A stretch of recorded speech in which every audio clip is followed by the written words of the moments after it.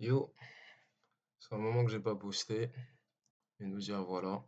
J'avais aucune idée de ce dont allait parler la prochaine vidéo avant d'avoir eu une expérience assez intéressante tout à l'heure qui m'a fait réaliser quelque chose à propos de la création en 2026 et probablement dans les années qui vont suivre.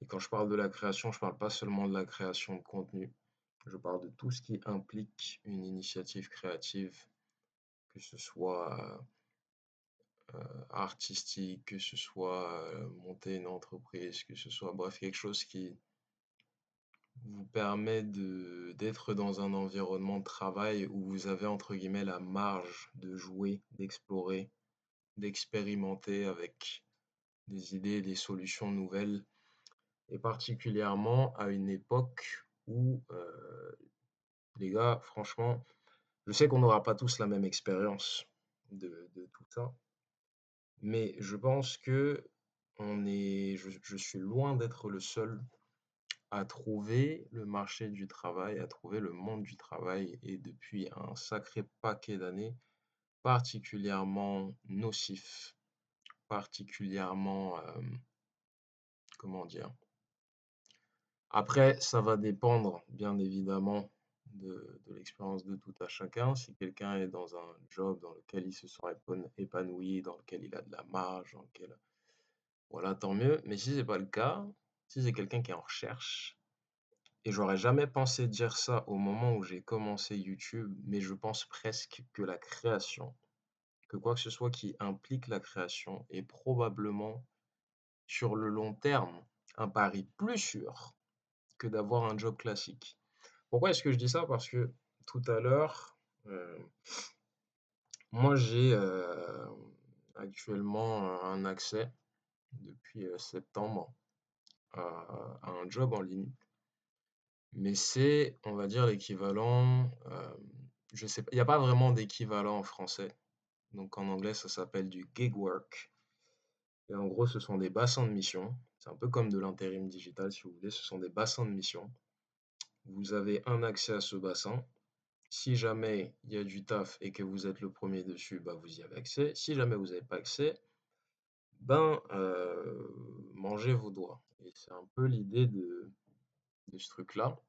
Ce qui est dommage au demeurant parce que c'est plutôt rentable à l'heure, mais c'est quelque chose de particulièrement fluctuant.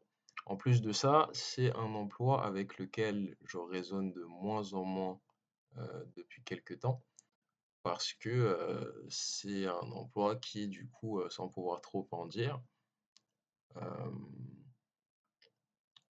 où je travaille pour, même si c'est pas directement, il y a des entreprises qui sont au milieu de tout ça, mais je travaille pour des entreprises avec lesquelles je suis pas particulièrement aligné en termes de valeurs, en termes de ce que ces personnes me demandent comme quantité d'informations pour faire ce travail.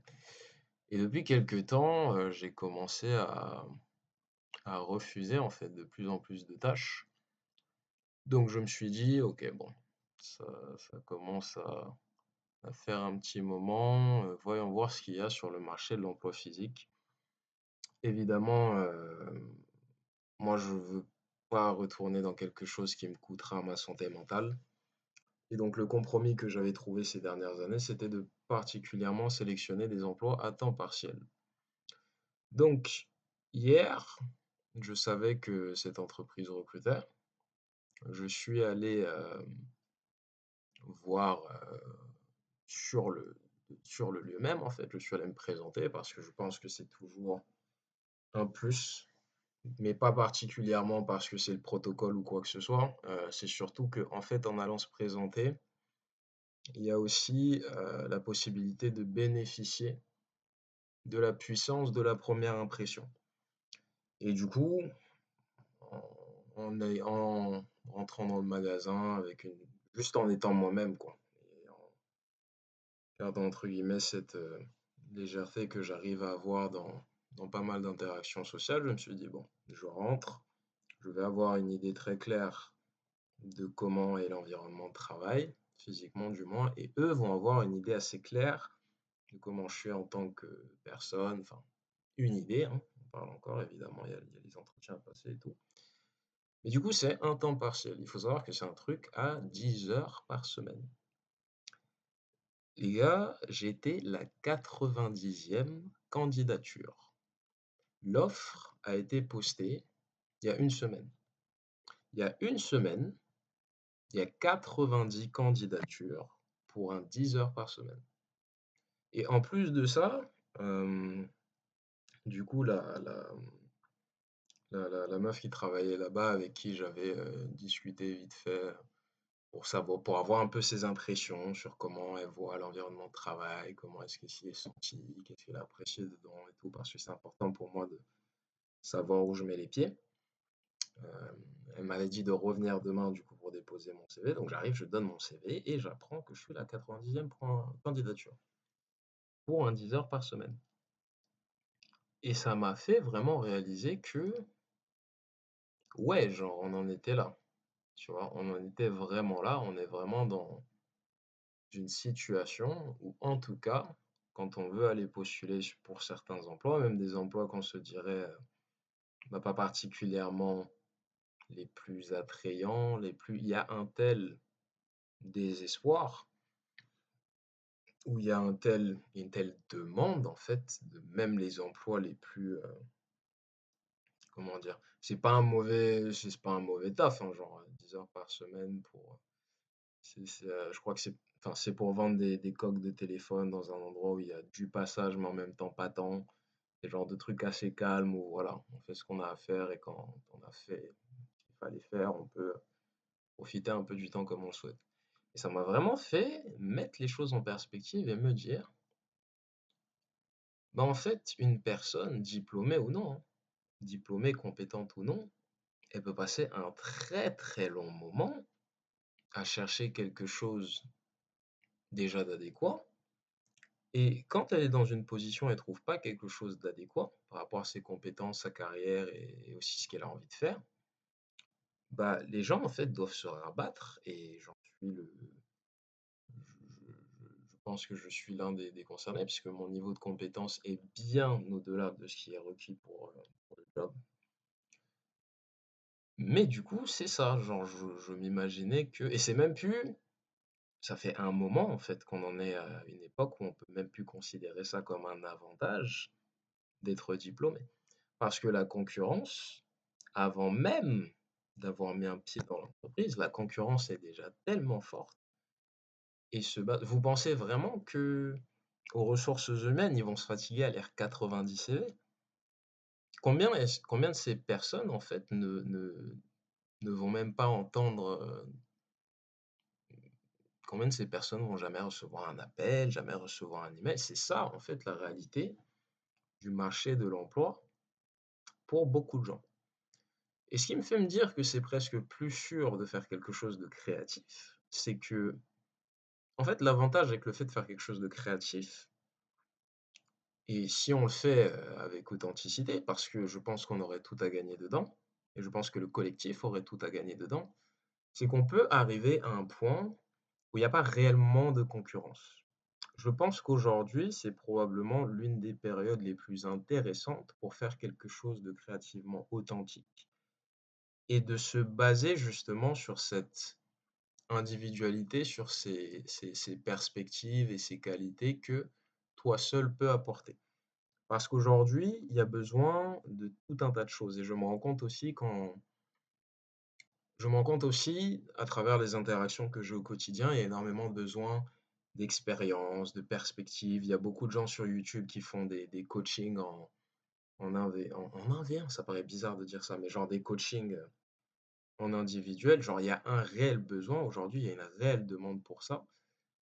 Et on en est à un point où, grâce à internet et pour les gens qui travaillent déjà, de cette manière-là, ça va sembler évident, mais pour les gens qui, peut-être ont des entreprises créatives, n'ont pas encore voulu franchir ce pas-là, bah, je pense qu'il y aurait pas meilleure période pour le faire parce que il y a énormément de concurrence sur le marché du travail classique et en plus de ça, plus personne n'a le monopole de l'exposition.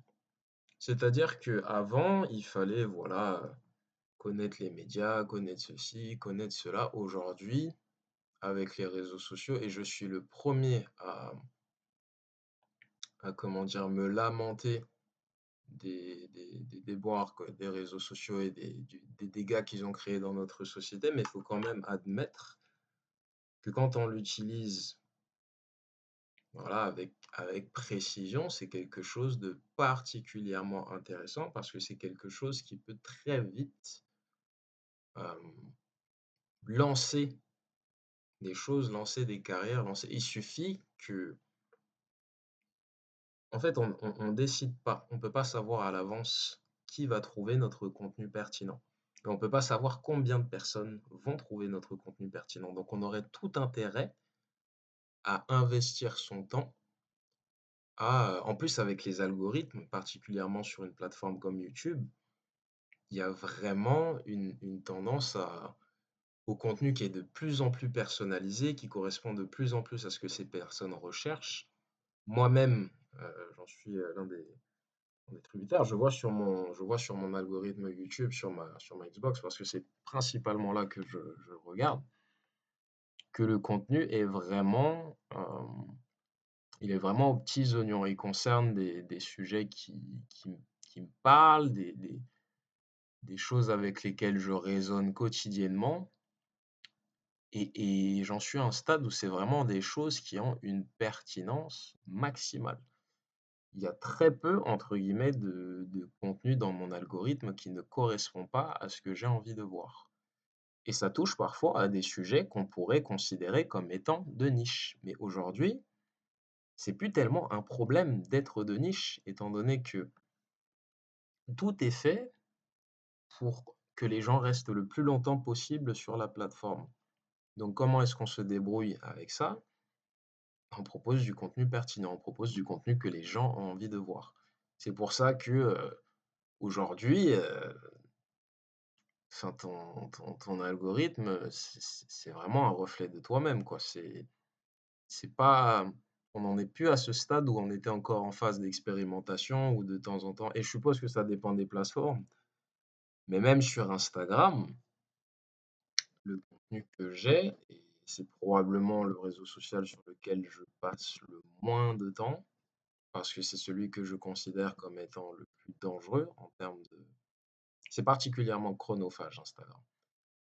Mais YouTube, par exemple, si on veut aller à la pêche aux informations sur un sujet précis, peu importe ce que ça concerne, l'histoire, la spiritualité, la nutrition, il y a tout, en fait. Il y a tout, tout est servi sur un plateau d'argent. Et ce sera exactement la même chose pour n'importe quelle forme de contenu vidéo qui arriverait directement aux personnes qui le cherchent. Et c'est pareil pour tout ce qui concerne les entreprises créatives, notamment en ce qui concerne la com. Faut pas non plus négliger la puissance du bouche à oreille, faut pas non plus négliger la puissance des connexions, mais aujourd'hui, ce sont des choses qui se font. Moi, il y a une dimension qui est particulière, c'est que je suis quelqu'un de très versé dans, je saurais pas comment dire ça autrement, mais je suis quelqu'un qui fonctionne beaucoup à l'intuition et à la foi. Et quand on ajoute à tout ce que je viens de dire une certaine forme d'alignement au quotidien, ce qui fait que c'est très naturel pour moi, par exemple, de vous parler de ce dont je vous parle. J'ai pas la sensation qu'il faut que je réfléchisse à ce que je suis en train de dire, et j'ai quand même l'impression que je peux apporter quelque chose d'utile. Donc on est aussi dans des conditions où quand on mélange le spirituel et le côté un peu plus terre à terre de la chose, le côté un peu plus, voilà, binaire des zéros et des 1, même si on pourrait se demander s'il n'y a pas aussi une part de spirituel là-dedans, mais ça c'est une question pour une autre vidéo. Je pense qu'il y a vraiment, vraiment un intérêt concret dans l'idée aujourd'hui de se lancer dans quelque chose de créatif avec régularité. C'est ce que j'ai essayé de faire avec cette chaîne YouTube et avec d'autres choses qui prennent un peu plus de temps, mais c'est comme si c'était pas vraiment grave tant que la régularité était relativement présente. J'ai vu ces dernières semaines, en me baladant dans ma ville, j'ai fait de très belles rencontres en plus avec des gens qui sont, eux, dans des entreprises créatives, des choses qui leur correspondent, des choses qui ont toujours fait partie de leurs intérêts et de leurs affinités, du moins ce que je pense en comprendre, et ça marche très bien pour eux. Là où, évidemment, c'est pas non plus, comment dire? C'est pas comme s'il s'agissait de demain, voilà, quitter son truc et se lancer, si on est dans une position, on considère qu'on a une certaine stabilité, qu'on a des responsabilités. Parce que je sais ce que c'est, en fait, de d'avoir affaire à tout ça et d'être, en capacité de se détacher de tous ces obstacles. Mais je pense que ça vaut quand même la peine de poser régulièrement des petites pierres. Parce que on serait vous seriez surpris, en fait, du nombre de personnes pour qui ça fonctionne, malgré, ce que souvent la société veut faire croire, que c'est risqué, que c'est ceci, que c'est cela. Les gars, aujourd'hui, heu, j'ai l'impression que avoir un taf, c'est risqué aussi. J'ai l'impression que être dans une position où on doit chercher du taf, c'est risqué aussi. Donc quand on a la possibilité, hem, de voilà, de ça a pas nécessairement besoin d'être, grandiloquent dès le départ, mais je pense que c'est important de régulièrement poser ces petites briques et de faire ces petits pas et d'au fur et à mesure voir les portes qui s'ouvrent, les rencontres qu'on fait parce que ça peut aller très, très vite en fait. Des fois, il suffit de d'un déclic, que la bonne personne, trouve ce qui lui convient, qu'une conversation et je me rends compte que c'est vraiment, vraiment des choses qui se passent et j'avais mis le pied dedans timidement au fil des ans, mais en étant confronté à une situation où de toute façon, je vais pas vous mentir, je me verrais pas retourner vers quelque chose de je me verrais pas retourner dans le monde du travail dans une position où il y a un trop grand déséquilibre en ce qui concerne l'énergie que je donne et ce que je reçois. Le temps, c'est pas de l'argent. L'argent n'aura jamais, jamais la valeur du temps. Et la liberté sous toutes ses formes, que ce soit la liberté de localisation, la liberté financière, la liberté d'expression, et je parle pas que des choses qu'on dit, je parle aussi de la façon de se vêtir, la façon de se comporter, le fait de se sentir adéquat aujourd'hui, c'est probablement l'une des choses les plus précieuses, les plus recherchées et les plus rentables, même de façon holistique, qui qui puisse être donné à un être humain. Donc je pense que c'est intéressant d'en tirer parti.